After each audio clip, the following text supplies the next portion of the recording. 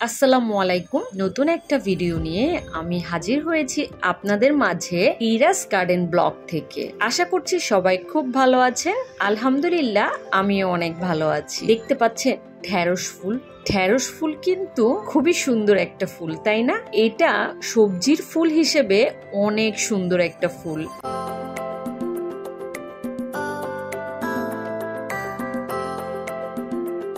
আজকে বাগানে এসেছি মূলত পুঁইশাক হারভেস্ট করতে, আর সাথে পুঁইশাকের যত্ন বা কিভাবে আমরা পুঁইশাক করতে পারি সেই বিষয়ে আলোচনা করব।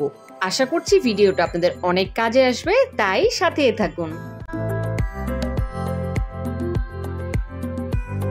এখানে একটা জিনিস দেখায় আপনাদেরকে, পুঁইশাকের পাতাগুলো কত বড় বোঝা যাচ্ছে? বোঝার জন্য আমি আমার একটা হাত রাখলাম, দেখুন আমার হাতের চেয়েও বড়। আর এই বালতির মাটিগুলো আমি কিভাবে তৈরি করেছি, যারা আমার আগের ভিডিও দেখেছেন তারা তো অবশ্যই জানেন, আর যারা দেখেননি তাদেরকে বলি, এর মধ্যে কিন্তু খুবই সামান্য মাটি আছে, আর পুরোটাই হচ্ছে কিচেন ওয়েস্ট।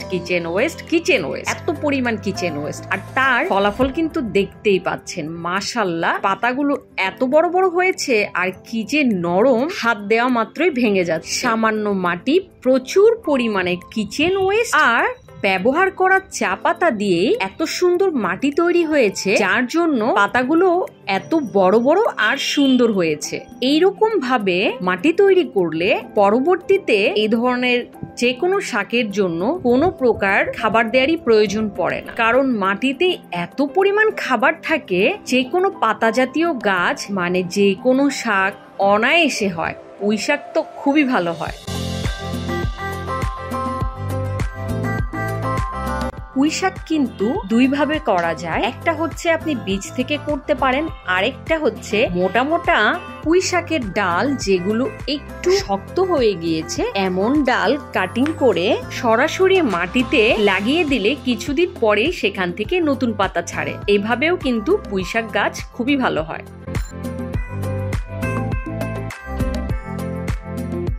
মজার ব্যাপার হচ্ছে এর জন্য কিন্তু আপনার অনেক বেশি মাটি বা অনেক বড় বড় টব কন্টেনারের প্রয়োজন নেই। খুব ছোট ছোট টবে বা কন্টেনারে আপনি এই পুঁইশাক গাছ লাগাতে পারেন। বারান্দা বা ছাদ বাগানে এই গাছ লাগানো যেতে পারে। পুঁইশাক গাছ কিন্তু অল্প রোদেও ভালোই হয়, তাই বারান্দায় যেখানে একটু কম রোদ আসে, চাইলে আপনারা সেই জায়গাতেও পুঁইশাক গাছ লাগাতে পারেন। নতুন বাগানীদের জন্য পুঁইশাক গাছ খুবই উপযোগী একটা গাছ, ছাদে বা বারান্দায় চাষ করার জন্য। এতে করে বাগানে খুব সহজেই এই গাছ থেকে ভালো ফলন পাবে, আর তার বাগান করার ইচ্ছেটাও বহুগুণ বেড়ে যাবে। পুঁইশাক গাছের খাবার হিসেবে আপনারা একমাত্র সরিষা খোল ভেজানো পানি দিতে পারেন, বা চাইলে সবজি পচা পানিও দিতে পারেন। তবে সরিষা খোল ভেজানো পানিটা খুবই উপকারী, এতে আছে প্রচুর পরিমাণে নাইট্রোজেন, আর যে কোনো শাকের জন্য নাইট্রোজেন প্রধান খাদ্য।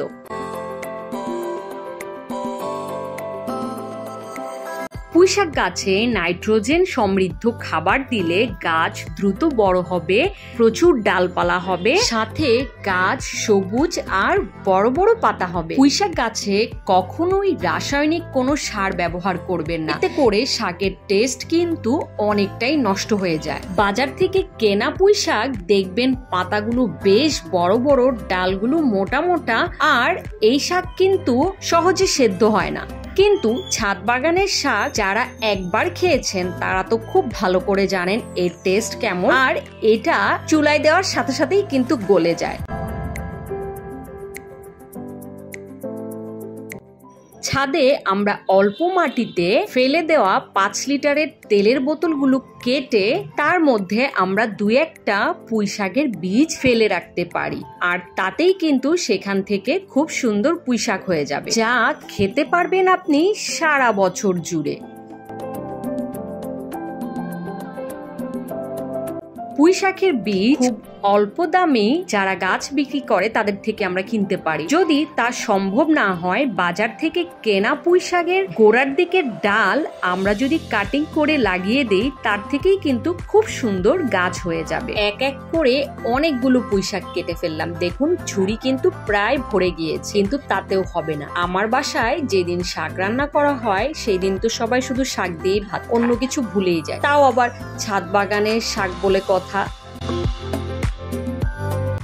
যারা বারান্দায় পুঁইশাক চাষ করতে চান তাদের পক্ষে তো সম্ভব না সবজি পচা পানি বা সরিষা খোল পচিয়ে পানি দেওয়া, এতে প্রচুর দুর্গন্ধ হয়, বাসায় কিন্তু থাকা যাবে না। তাই তারা শুধুমাত্র চাল ডাল ধোয়া পানি গাছে দিবেন। শুধুমাত্র চাল ডাল ধোয়া পানি দিয়েই পুঁইশাক গাছের এত সুন্দর ফলন হবে ভাবতেই পারবেন না। পুঁইশাক গাছে তেমন কিন্তু রোগই হয় না, শুধুমাত্র পাতা পোড়া একটা রোগ হয়। দেখবেন পাতা অনেক সময় ছিটা ছিটা ছিটা ছিটা হয়ে পুরো পাতায় পুড়ে যায়, এটা মূলত ছত্রাকের আক্রমণে হয়। তাই পুঁইশাক গাছে মাঝে মাঝে 1 চামচ হলুদের গুঁড়া পানির সাথে মিশিয়ে টবে ঢেলে দিবেন। আর গাছে ছত্রাকের আক্রমণ হলে ফাঙ্গিসাইড স্প্রে করতে পারেন, তবে না করাই ভালো, যেহেতু শাক জাতীয় গাছ, এটা আমরা খাই সরাসরি এর পাতা। সেক্ষেত্রে 1 লিটার পানিতে 1 চামচ হলুদের গুঁড়া আর কিছুটা ডিটারজেন্ট পাউডার বা শ্যাম্পু ভালো মতো মিশিয়ে স্প্রে করে দিলেই আশা করি চলে যাবে।